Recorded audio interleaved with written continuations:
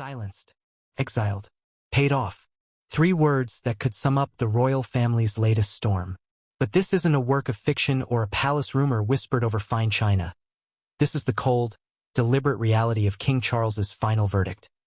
Before we continue, please hit the like button, subscribe to the channel, and turn on the notification bell for updates. A decision that closes one of the most dramatic and controversial chapters in modern royal history. The Duke of York and his ex-wife, Sarah Ferguson, have agreed to leave the royal lodge, but not without making demands that shocked even those closest to the throne. 2 houses in exchange for silence. 2 homes for 2 people who once lived at the heart of royal privilege, now being quietly ushered to the edge of royal exile. But what truly hides beneath this deal? And why has the king finally decided enough is enough? To understand the magnitude of this decision, you need to step back and see the larger game at play. The Royal Lodge isn't just a house.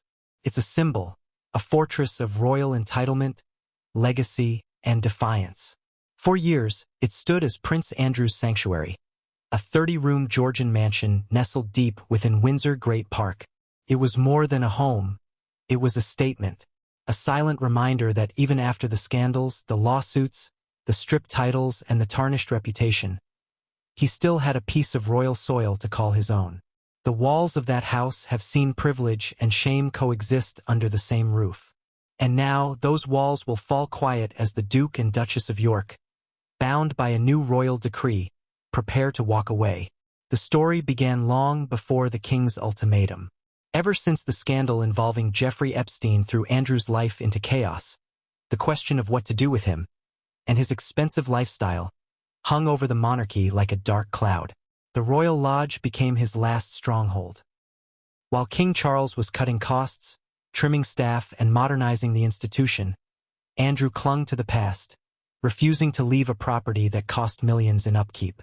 To the public, it was a symbol of hypocrisy. A disgraced royal living lavishly on the crown estate while others faced economic struggles. For Charles, it was a constant reminder that his reign couldn't fully begin until he dealt with the ghost of his brother's scandals. But eviction from a royal residence isn't as simple as handing over the keys.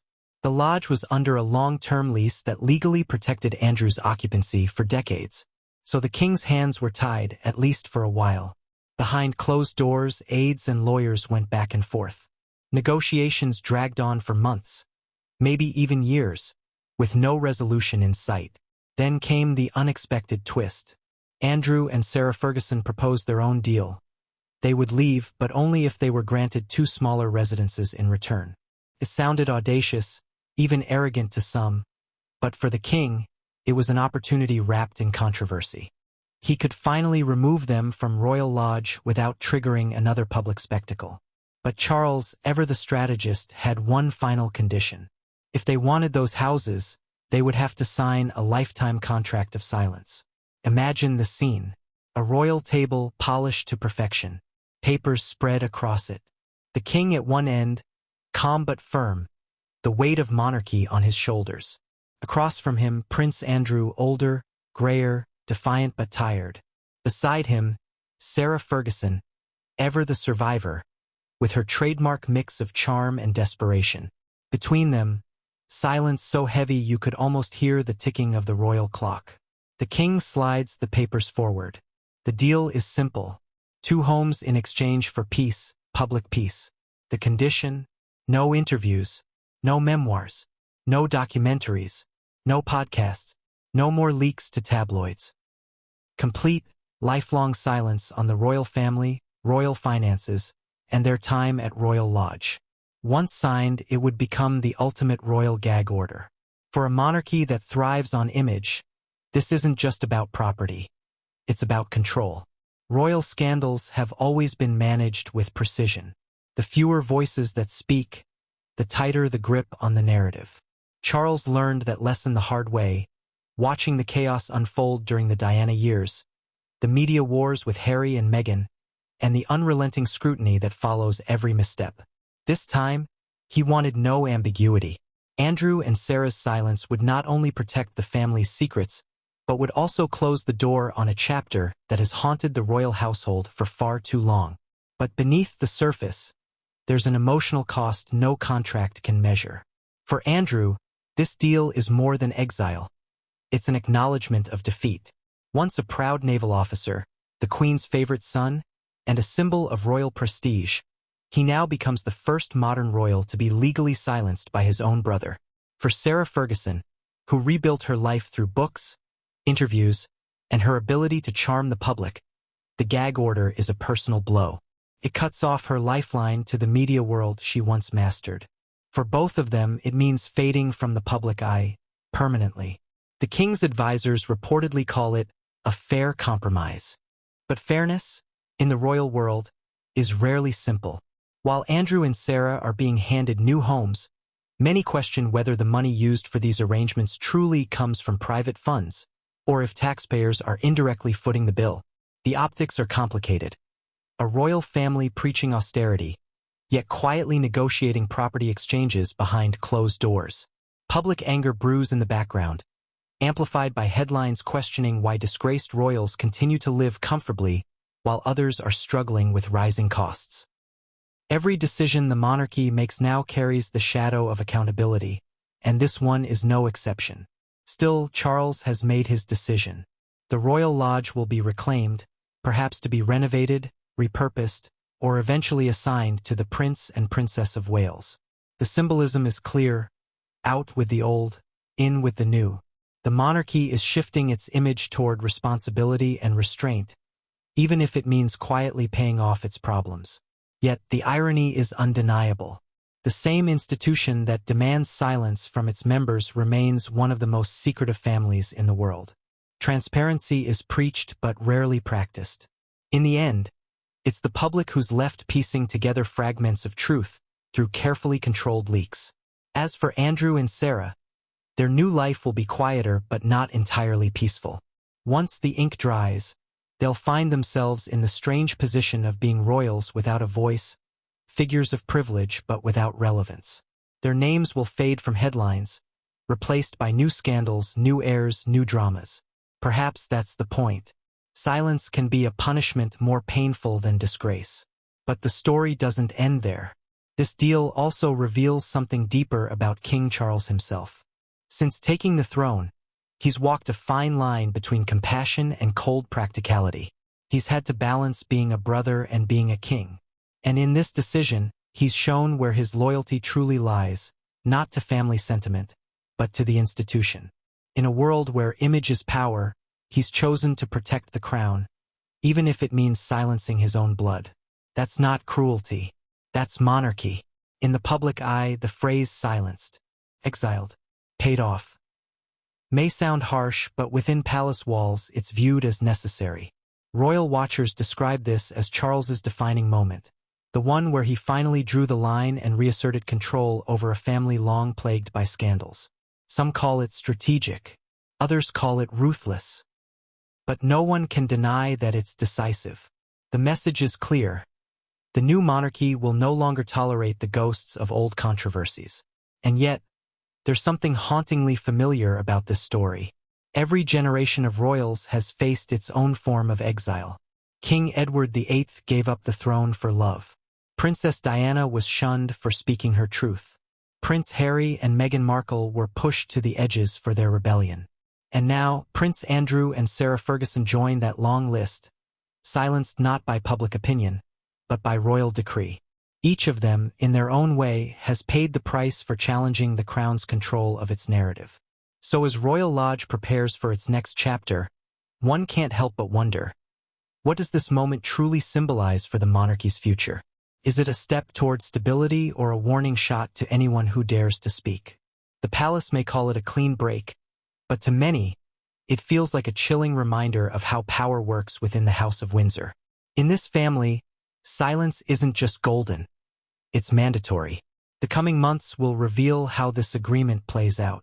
Will Andrew and Sarah truly keep their word, vanishing quietly into the background? Or will whispers resurface, as they always do in royal history? Because even when the monarchy silences its members, the walls of its palaces have a way of remembering. And secrets, especially royal ones, rarely stay buried for long. For now, one thing is certain. King Charles has spoken, and his word is final. The era of tolerance is over. The new monarchy will not bend to scandal, sentiment, or family ties. The Royal Lodge will no longer be a fortress of privilege for those who've fallen from grace. It will stand as a monument to what happens when the crown decides to cut its losses. Silenced, exiled, paid off. And that's just the beginning. The Lodge of Secrets. That's what many inside the palace have come to call it. A place where whispers echoed louder than laughter, and where the past seemed to linger in every polished hallway. To outsiders, Royal Lodge was just another grand royal residence. A picturesque, ivy-draped mansion tucked deep within Windsor Great Park. But to those who knew its history, it was something much more. A silent monument to power, privilege, and the slow decay of a royal dream. Long before it became the center of today's controversy, Royal Lodge had been a home to monarchs, princes, and generations of royal ghosts. Originally built in the 1660s, it had seen centuries of royal evolution, transforming from a hunting retreat into a symbol of personal favor and quiet authority. When the late Queen Mother took up residence there, it became a sanctuary of warmth amid the coldness of royal protocol. Her laughter, her garden parties, her afternoon teas.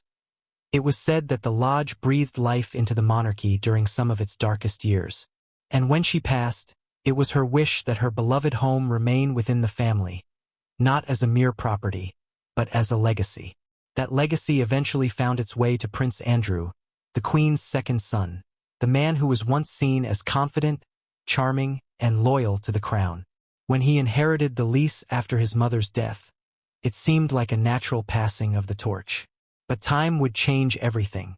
What began as a royal privilege would soon morph into a royal problem. The lodge that had once represented continuity became a symbol of stubbornness, scandal, and royal division. When Andrew moved into Royal Lodge with his then-wife, Sarah Ferguson, the two had already separated but remained on unusually close terms.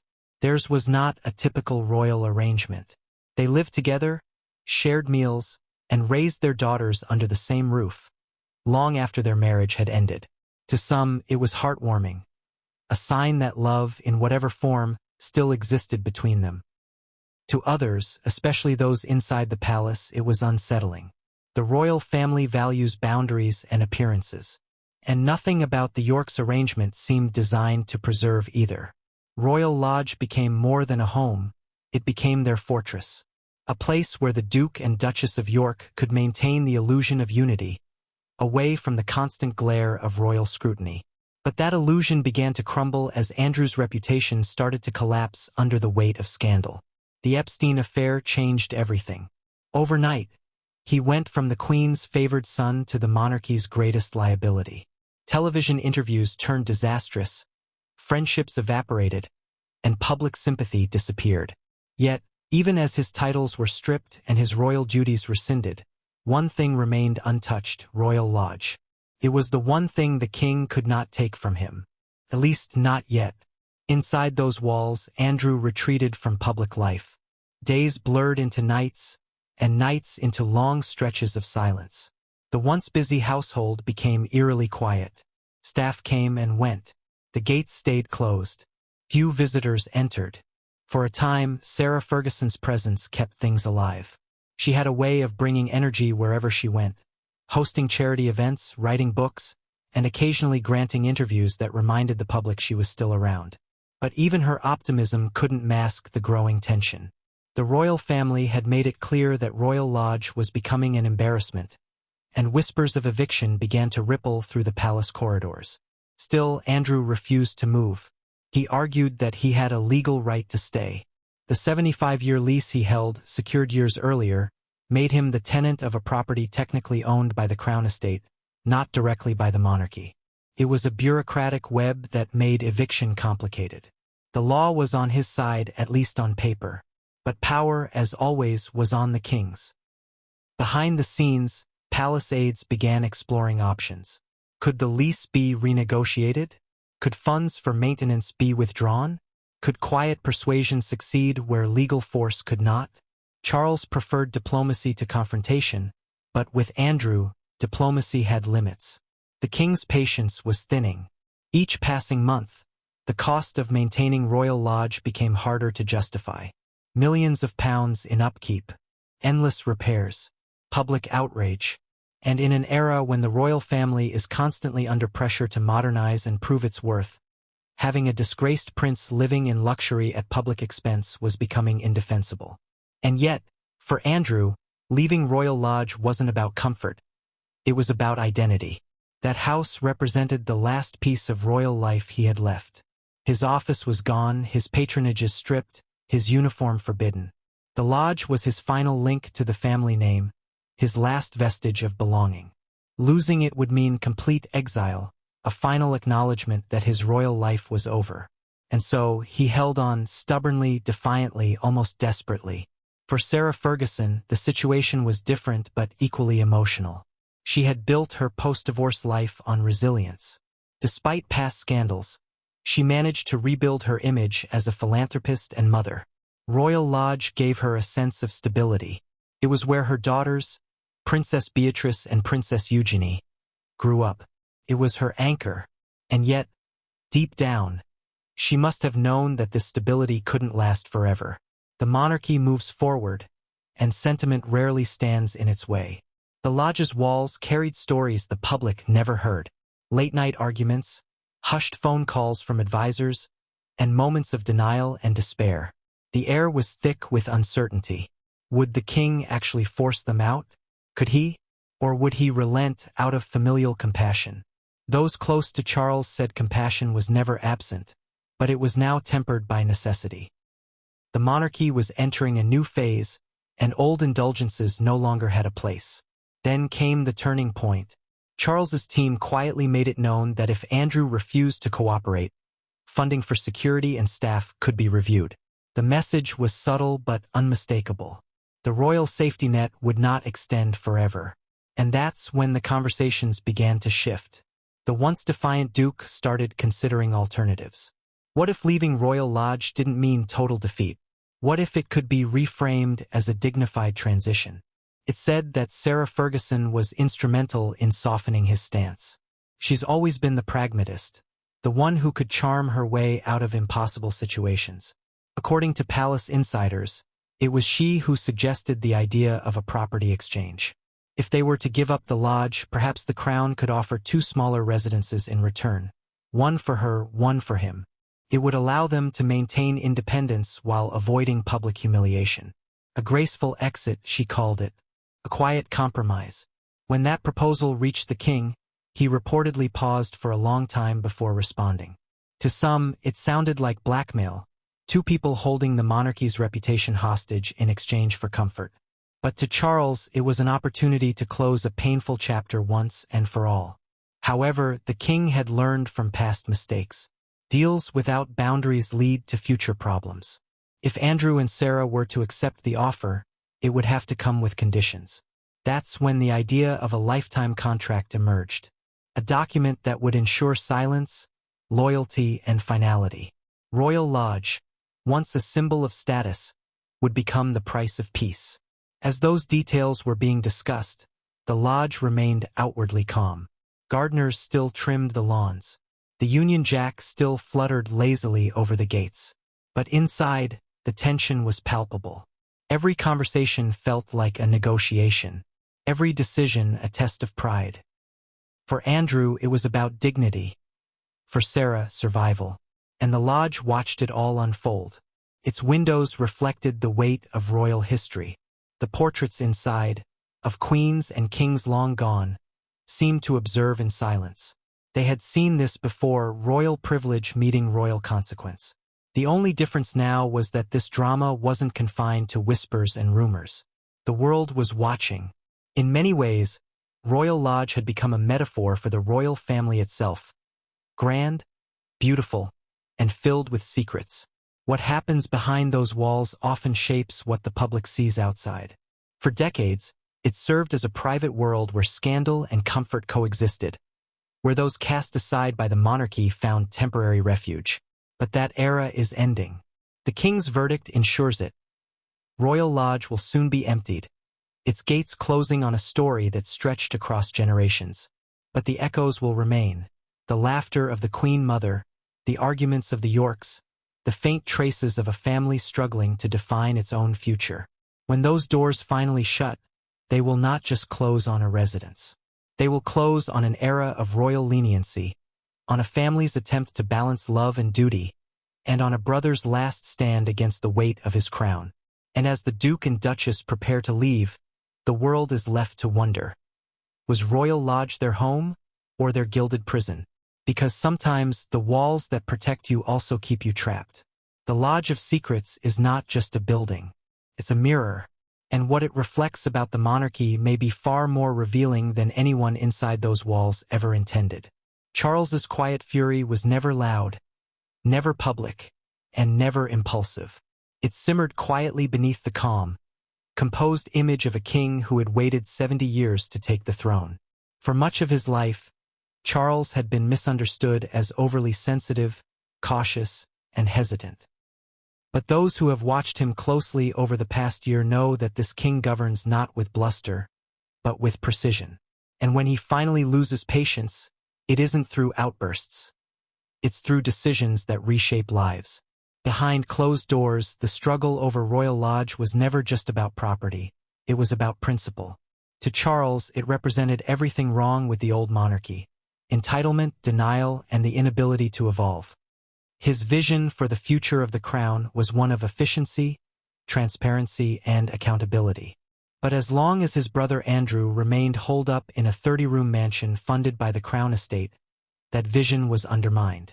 Every headline about the disgraced Duke was a reminder that the monarchy still carried the burden of its own indulgences. And that infuriated Charles more than anything. He had tried, in his own way, to handle Andrew's downfall with compassion. After all, they were brothers. The two had shared childhood memories, family dinners, and private jokes only siblings could understand. Charles had watched Andrew's confidence turn into arrogance over the years, his charisma give way to recklessness. But blood ties only go so far. Once Andrew's scandal exploded into the public eye, Charles knew the monarchy could no longer protect him without destroying itself. Still, the human part of Charles hesitated. The Queen was still alive then, and her protective hand over Andrew was firm. Even when public opinion turned venomous, Elizabeth II remained loyal to her son. Her view was simple: a mother doesn't abandon her child, no matter the circumstances. Charles respected that, but he also knew that her refusal to act decisively left the family's image in jeopardy. And when she passed, that protective shield disappeared. For the first time, Charles was free to act, not as a son or brother, but as a monarch. From the very beginning of his reign, Charles was determined to modernize the institution. Streamlining the royal family wasn't just a goal. It was a necessity. The king envisioned a smaller, more focused monarchy that would earn its place in modern society through merit, not tradition. But there was one glaring obstacle: the Duke of York, living lavishly on royal property while contributing nothing to the institution. Charles's fury began quietly, through late-night conversations with his closest advisors. There was no shouting, no anger, just a growing resolve. "We cannot afford sentiment," he reportedly told one aide. "Not anymore." The words carried a finality that chilled even those accustomed to royal pragmatism. At Buckingham Palace, meetings grew more frequent. Senior officials from the Crown Estate, royal lawyers, and financial advisors began drafting reports outlining the costs of maintaining Royal Lodge. The numbers were staggering. Annual upkeep, maintenance, and security expenses had ballooned, and even though Andrew technically funded some of it himself, much of the infrastructure relied on royal resources. Charles saw it as indefensible, especially as he was encouraging the public to view the monarchy as a symbol of responsibility. He also noticed the growing resentment among other members of the family. Princess Anne, ever practical, had voiced her disapproval years ago, saying privately that Andrew ought to know when to move on. Prince William shared similar frustrations, viewing his uncle's defiance as an embarrassment that tarnished the family's reputation. Even Camilla, who preferred to stay out of her husband's family disputes, couldn't hide her disapproval. She saw the issue not just as a scandal, but as a liability that weakened Charles's authority. And yet, Andrew refused to budge. He was convinced that his lease made him untouchable, that even the king couldn't remove him. That quiet defiance is what ignited Charles's inner fire. He didn't rage publicly, but those who saw him in private during this period said he was at his most resolute. One courtier described it perfectly. When His Majesty becomes silent, that's when you know he's furious. The king's strategy was methodical. He began cutting Andrew off, not emotionally, but financially and operationally. Requests for funds were delayed or denied. His access to certain royal privileges was quietly restricted. Even his personal staff found their roles reviewed. The message was clear. The comfort of the past was over.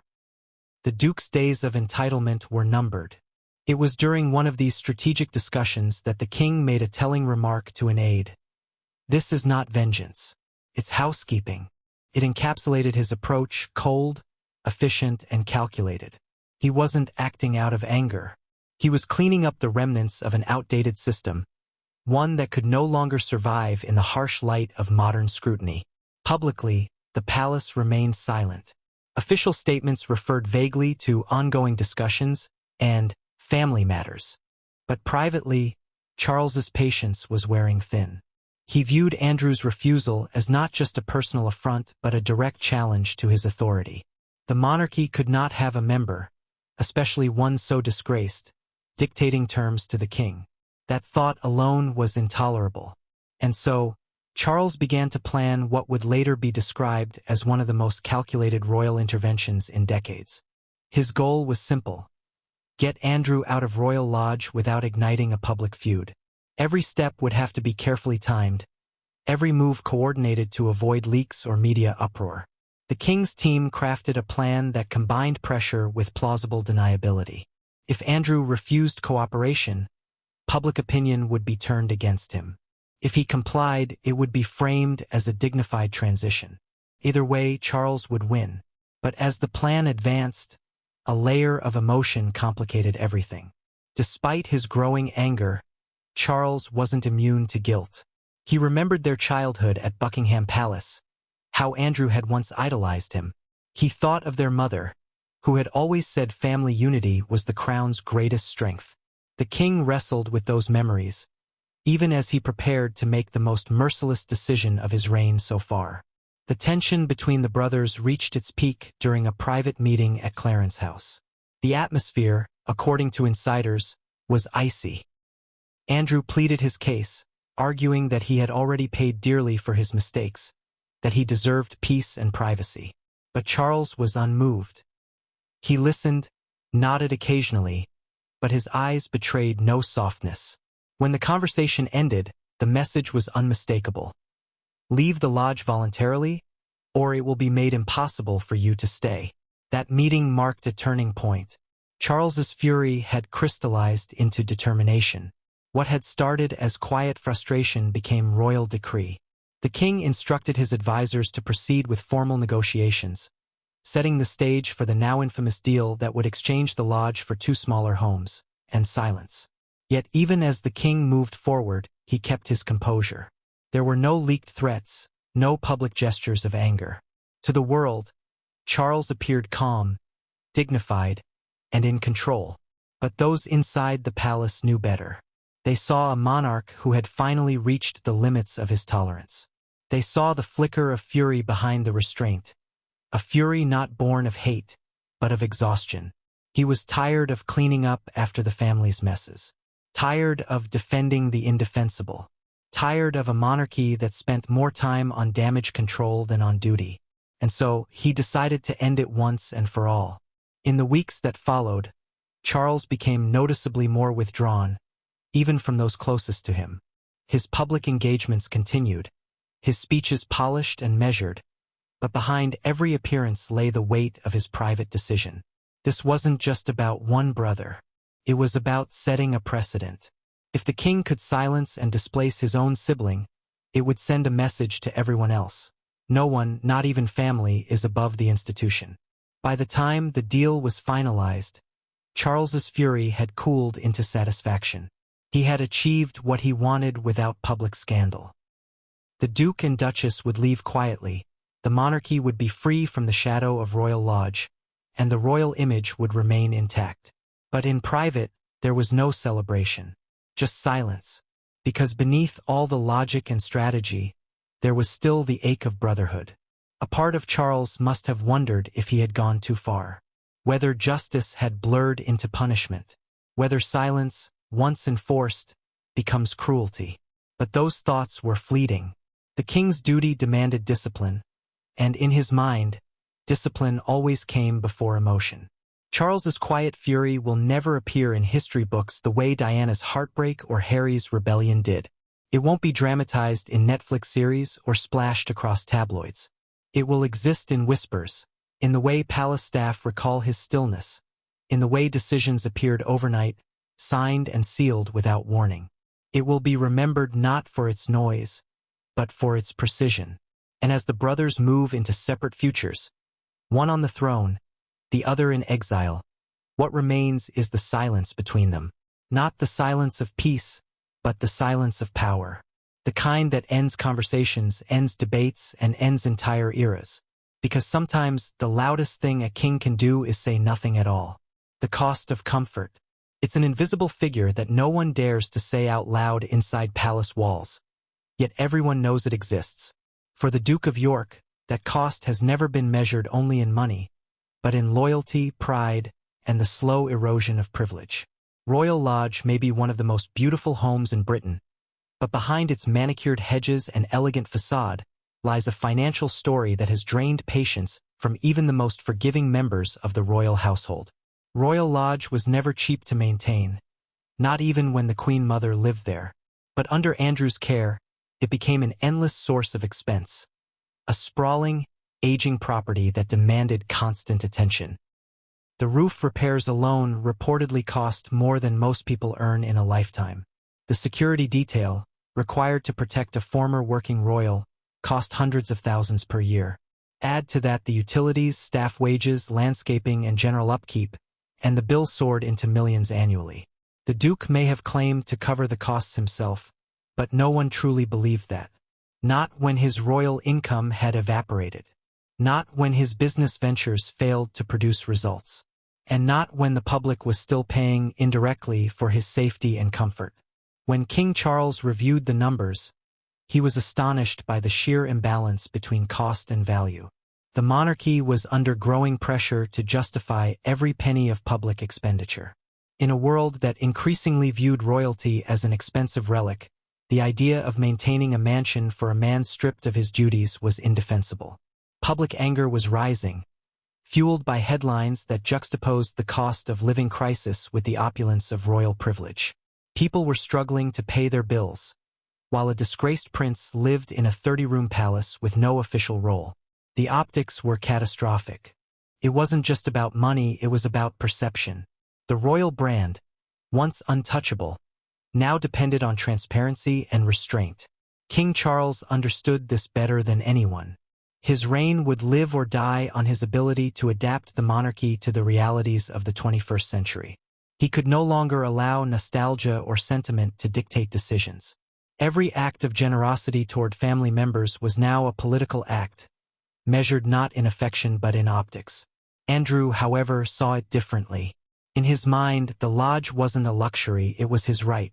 He had signed a long-term lease years earlier and invested millions in renovations.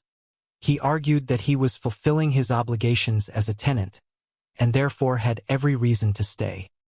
But the king and his advisors saw the situation for what it was, a public relations disaster waiting to explode.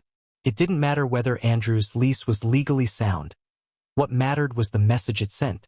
Every photograph of Royal Lodge reminded the public of the Duke's scandal. The mansion's grand drive, the sweeping lawns, the iconic architecture. All of it became visual shorthand for privilege without accountability. Each time Andrew was spotted driving through the gates in his Range Rover, the image of a fallen prince clinging to luxury reignited resentment. In the court of public opinion, his continued presence there was a daily insult. Inside palace meetings, the numbers were analyzed again and again. Advisors proposed alternatives, downsizing, transferring maintenance costs, even partial lease surrender. None were accepted. Every compromise seemed to run into Andrew's refusal to give up his comfort. Charles's frustration deepened. To him, the Duke's stubbornness was proof that Andrew still didn't grasp the damage he'd caused. It wasn't just about the past scandal. It was about accountability in the present. The monarchy couldn't afford to seem lenient anymore. One evening, during a private conversation with a senior aide, Charles reportedly said, "We must live as we ask others to live." Those words would guide his next steps. If the royal family expected public support, they would have to set an example. Royal Lodge had become the antithesis of that principle, a fortress of excess at a time of austerity. Meanwhile, whispers of the financial strain began leaking to the press. Reporters speculated on who was really footing the bill. Was it private income from the Duchy of Lancaster? Contributions from the Queen's estate? Or had royal funds somehow been diverted to preserve Andrew's lifestyle? The palace refused to comment, but silence only fueled speculation. The more questions went unanswered, the louder they became. Behind the scenes, the King's team prepared financial summaries to present to both Parliament and the public in upcoming transparency reports. They knew that questions about the Duke's living arrangements would surface again, and this time they needed a clear answer. It became evident that the only way to eliminate the controversy was to eliminate the problem altogether. The lodge had to be vacated, but the cost of comfort extended beyond finances. There was also the emotional cost, the illusion of stability Andrew and Sarah had built over decades. Royal Lodge wasn't just a home. It was a stage where they could pretend that their fractured lives were still intact. Within those walls, they could escape judgment, ignore scandal, and live as if nothing had changed. Taking it away meant stripping them of their last sense of belonging. For Sarah, who had spent years trying to reinvent herself after the divorce, the idea of leaving was devastating. She had built her routines around the place, her charities, her writing, her connection with her daughters, all centered around the lodge. Yet sentiment couldn't outweigh reality. The King's decision was final. As negotiations intensified, the numbers began to look less like figures on a spreadsheet and more like symbols of imbalance.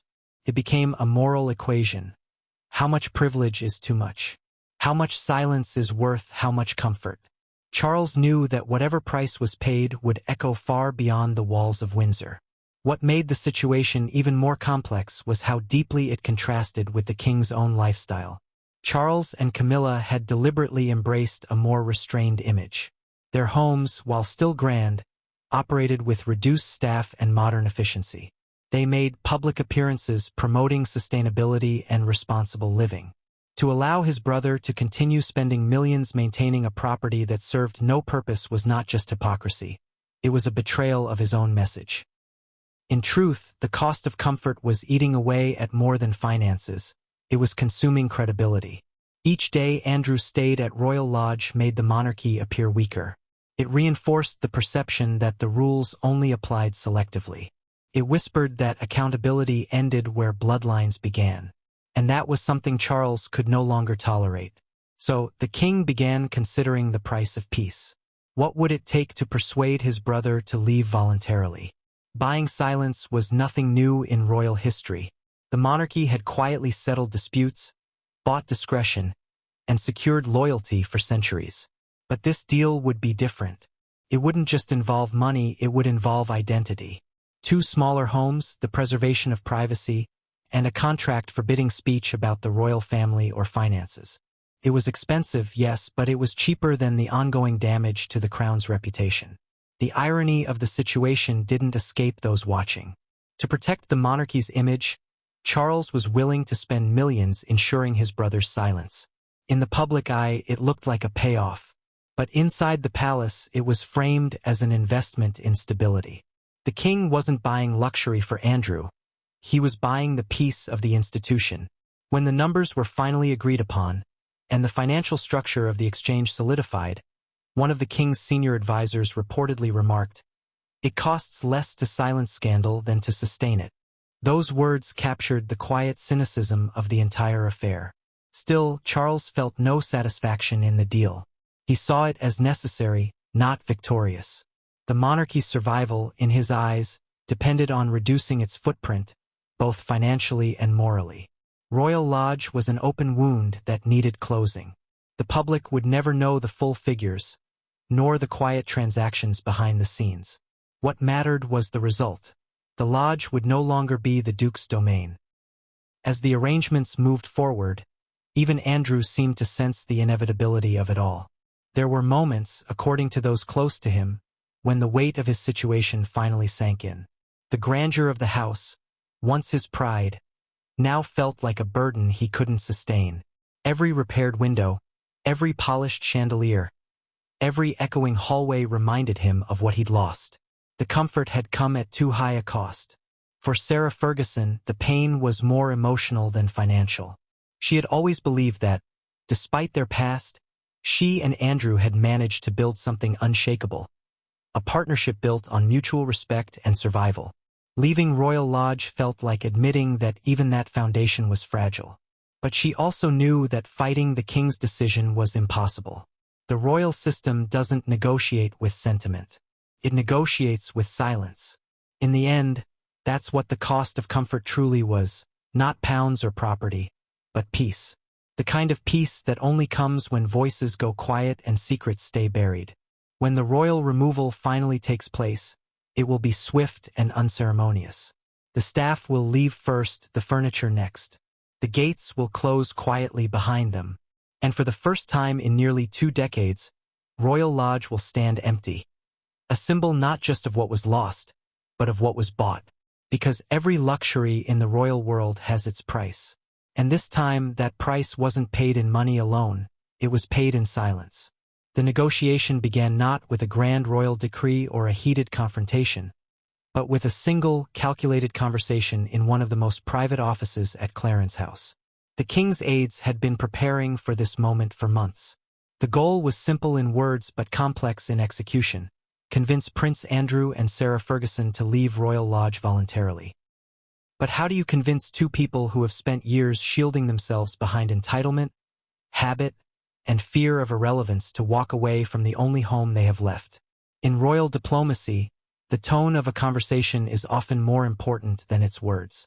The first meeting was described by those who heard whispers of it as cold, polite, and deeply strategic. King Charles did not attend. Instead, he sent 2 of his most trusted senior aides, men known for their discretion and their ability to deliver. As the weeks passed, Sarah became the primary communicator between the 2 sides. She softened Andrew's anger and helped the king's aides navigate his pride. She was the only person who could translate between royal obstinance and institutional patience. Without her, the deal might have collapsed. But with her involvement, it began to take shape more quickly. Finally, the outlines were presented to both parties for signature. The terms were straightforward on paper but heavy with meaning. Andrew and Sarah would vacate Royal Lodge within a defined time frame. In exchange, they would be provided with 2 smaller royal residences, comfortable but discreet. They would receive no further financial support from the crown beyond basic maintenance costs. And they would both sign a lifelong confidentiality agreement covering all royal matters. When the papers were placed before them, silence filled the room. Andrew hesitated. Sarah looked at him, then at the documents. She knew there was no alternative. With a sigh that carried decades of exhaustion, she picked up the pen first. The signature was steady. Andrew followed, slower, reluctant, but resigned. It was done. The negotiation ended not with celebration but with quiet relief. The aides left the room, the papers were sealed, and for a brief moment, Royal Lodge felt unnaturally still. Outside, the sun was setting over Windsor Great Park, casting long shadows across the lawns. The house that had once been a symbol of status now felt like an echo chamber of fading privilege. When the signed documents reached the king, he read them carefully before placing them on his desk. For the first time in months, he allowed himself a small breath of satisfaction. The ordeal was over. His brother's chapter at Royal Lodge was closing. But in the king's mind, this wasn't a victory. It was a necessary correction. The negotiation had achieved what force never could: quiet compliance. It had replaced rebellion with restraint, words with silence, and legacy with obedience. And though the Duke and Duchess would live comfortably for the rest of their lives, Their comfort came with a price that could never be repaid. In the world of monarchy, there are no clean deals, only managed consequences. And this one, sealed in silence, would become the blueprint for every royal crisis to come. 2 houses or nothing.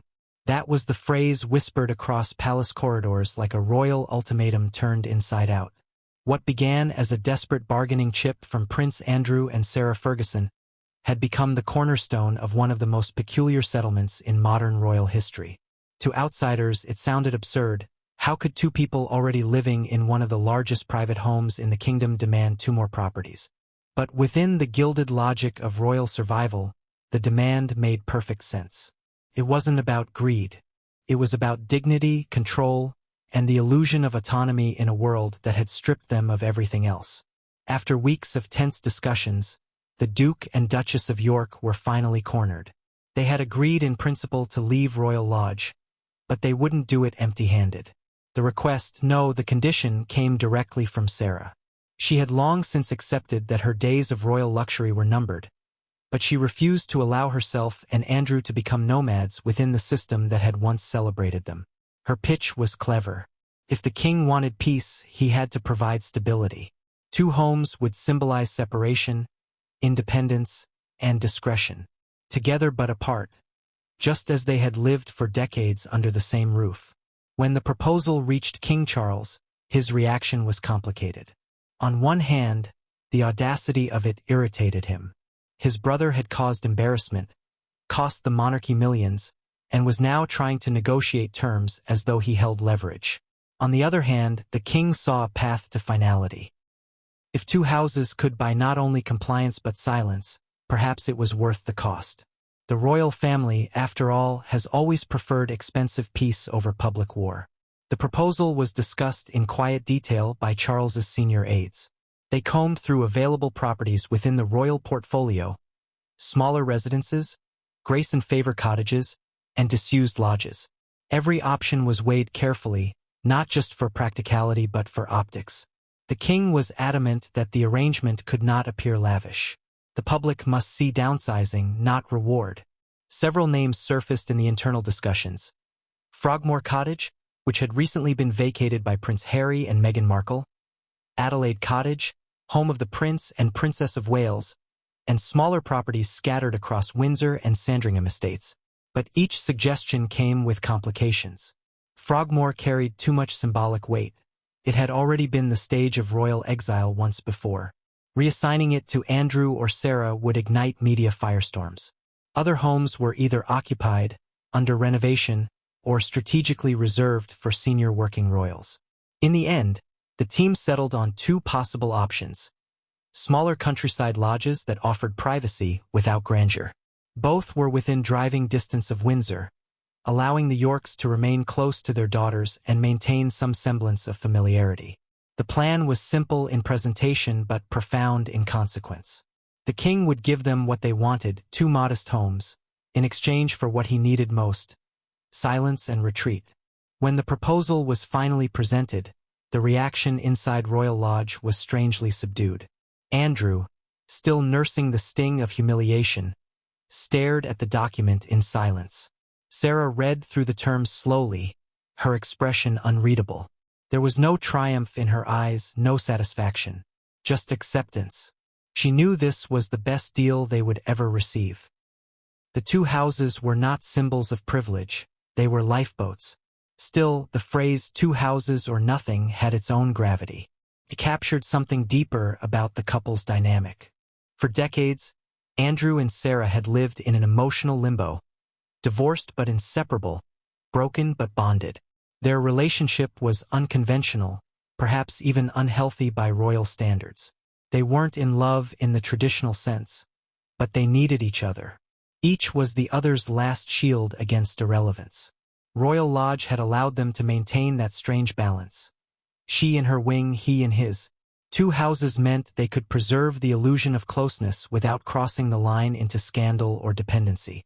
When the palace aides returned for the next round of discussions, the mood was formal but heavy. Andrew asked detailed questions about the size of the properties, the staff arrangements, the upkeep, and the security. Sarah, as always, took on the role of mediator. She thanked the aides for their patience, even complimented their professionalism. But beneath her polite tone lay the steel of a survivor. She was ensuring that she and her former husband would not be cast aside like forgotten figures in a royal footnote. The negotiations stretched into late nights. The smallest details became points of tension: who would handle maintenance, who would pay for security, what level of privacy they could expect. Andrew, accustomed to being served, struggled with the reality that his future homes would not come with the trappings of royal privilege. The staff would be minimal. The budget would be limited. There would be no grand driveways, no endless guest wings, no automatic inclusion in royal events.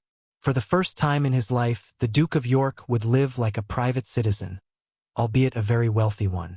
Yet the real sticking point wasn't logistical, it was psychological. 2 houses meant separation.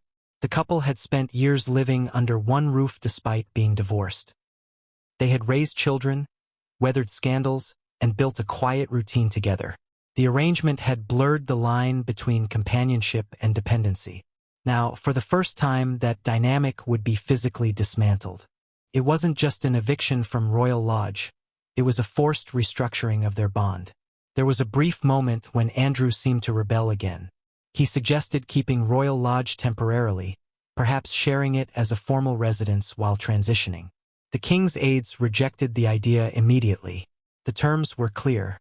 Royal Lodge was to be vacated completely and restored to the Crown Estate's control. There would be no halfway measures. Either they accepted the offer of 2 houses, or the deal was off entirely. That's when Sarah stepped in, once again becoming the voice of reason.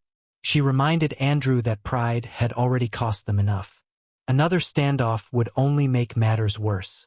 "It's time," she reportedly told him, her tone neither pleading nor angry, just final. "We can't win this battle. Let's not lose our peace with it." After that, resistance faded. The couple began discussing which homes they would prefer. Privacy was their top priority. They wanted properties with enough distance from neighbors to avoid photographers but close enough to family to remain connected. It was agreed that the final selections would remain confidential until the transition was complete. The king's office wanted no leaks, no speculation, and certainly no press spectacle. As the terms crystallized, the tone shifted from defiance to quiet preparation. Moving coordinators were discreetly contacted, security arrangements adjusted, and financial logistics handled behind the scenes. The transition would be choreographed with the same precision as a royal ceremony. Only this time it would take place in silence. The public would never see the paperwork or the negotiations, but insiders described the mood as bittersweet. For Andrew, it marked the end of an era, the closure of his life as a prince of privilege. For Sarah, it marked the beginning of yet another reinvention. She had endured worse storms and always found a way to land on her feet. 2 smaller homes meant 2 new beginnings, even if they came at the cost of silence. When the king received final confirmation that the couple had accepted, he didn't celebrate. He merely nodded and moved on to his next engagement. To him, this wasn't a victory but a correction, a necessary adjustment to maintain order. His aides later said he viewed the settlement as a humanitarian solution to a constitutional problem. It allowed him to remove a blemish without creating new headlines. As for Andrew and Sarah, they began preparing quietly for departure. Packing started in phases. Rooms that had remained untouched for years were finally emptied. Portraits came down from the walls, and old photographs were boxed away. The sound of footsteps echoed differently in the vast hallways. The staff, loyal to the end, tried to maintain normalcy, but the weight of finality hung in the air. One evening, as they stood in the garden looking out at the vast estate, Sarah reportedly turned to Andrew and said, "We had our time. Let's not pretend it will come again." He didn't respond, but his silence said enough. The reality had finally settled in. Royal Lodge would no longer be theirs. The home that had once represented continuity now symbolized closure. The day the agreement was finalized, a quiet announcement was circulated internally at the palace. There would be no press release, no public statement. The story, as always, would leak through unnamed sources, packaged for public consumption. The Duke and Duchess of York have agreed to relocate from Royal Lodge to smaller private residences. The line would read, polished, neutral, bloodless. But behind that one sentence lay months of calculation, tension, and emotion. Two houses or nothing had begun as a desperate cry for relevance but ended as a carefully managed retreat. It was the price of survival within a system that rewards obedience more than affection. The Duke and Duchess would live comfortably, but their comfort would now exist under invisible terms, permanent discretion, lifelong silence, and unspoken gratitude. In the end, the king had achieved exactly what he wanted. Andrew and Sarah were out. The monarchy's image was safe. The story would fade from the front pages within weeks, replaced by new distractions. Royal Lodge would be refurbished, repurposed, and perhaps reassigned to working royals who embodied the new era Charles wanted to define. But for the couple who once believed themselves untouchable, the lesson was carved deep into the marble of their downfall. In the royal world, comfort is never free. It comes with strings, and those strings are pulled by the crown. 2 houses or nothing, that was the demand. The king gave them both, but in exchange he took everything else. The royal contract of silence. The phrase alone sounded like something out of an ancient monarchy's code. An oath sworn in candlelight, a promise carved into the very stone of the palace walls. But this was not history. This was now. It was modern, legal, binding, and chillingly absolute. The contract King Charles placed before Prince Andrew and Sarah Ferguson was more than a set of terms. It was the quietest, most powerful weapon in the royal arsenal. A deal that did not exile by distance but by voice. Every royal family has its own way of maintaining silence. In the past, it was done through fear, loyalty, or tradition. But the new monarchy had learned that the old methods no longer worked. The modern world feeds on revelation. One interview can undo decades of carefully crafted image. One book can scar a dynasty. King Charles understood that better than anyone. He had watched his own life dissected in newspapers, documentaries, and memoirs. He had seen how quickly sympathy turns to scandal and how even truth can become dangerous when spoken out of turn. So when the deal for the Royal Lodge was finalized, he added one final condition, the contract of silence. It would ensure that the Duke and Duchess of York, once the most unpredictable voices in the royal orbit, would never again threaten the family's fragile reputation. The document was drawn up in strict secrecy by the king's private legal team. Every word was deliberate, every clause designed to close loopholes. The language was plain but ironclad. The Duke and Duchess were prohibited from speaking publicly about any matters relating to the royal family, the crown estate, royal finances, or their time at Royal Lodge. They were barred from giving interviews, writing memoirs, contributing to documentaries, or participating in media projects that could in any way reference royal life. They were also forbidden from sharing any private correspondence, family anecdotes, or personal opinions that could be construed as commentary on the monarchy. In short, their voices would be erased from the public conversation forever. The penalties for breach were severe. Any violation, no matter how minor, would trigger immediate forfeiture of their new homes and financial arrangements. There would be no appeals, no renegotiations. Once signed, the contract would be enforceable for life. The king's advisors called it a preventive safeguard. Insiders called it the royal muzzle. But within the walls of Buckingham Palace, it was seen as poetic justice, a balance restored. For decades, Sarah Ferguson had capitalized on her royal connections through books, interviews, and public appearances. She had learned how to stay relevant by walking the line between inclusion and independence. Now that door would close. The same charm that had once kept her afloat would now be her prison. When the final draft of the document arrived at Royal Lodge, the atmosphere was heavy. It wasn't simply a piece of paper. It was the final act of surrender. Andrew, still seething from the loss of his home, refused to look at it at first. He understood what it meant.